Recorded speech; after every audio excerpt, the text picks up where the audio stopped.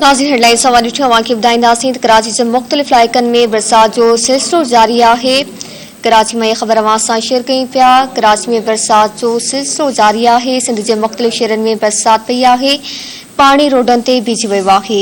कराची जे इलाइके मली सदर कोरंगी कडापे ॿिनि इलाइकन में मींहुं वसियो आहे। मौसम जी सूरत हाल बाबति तव्हांखे आगाह कयूं पिया। बरसात सबब गर्मीअ जो ज़ोर टुटी वियो। मौसम वणंदड़ थी वई आहे। नौशरो फेरोज खैरपुर पकाचांग ऐं ॿिनि शहरनि में बरसात सबब पानी रोडन ते बीठी वियो आहे।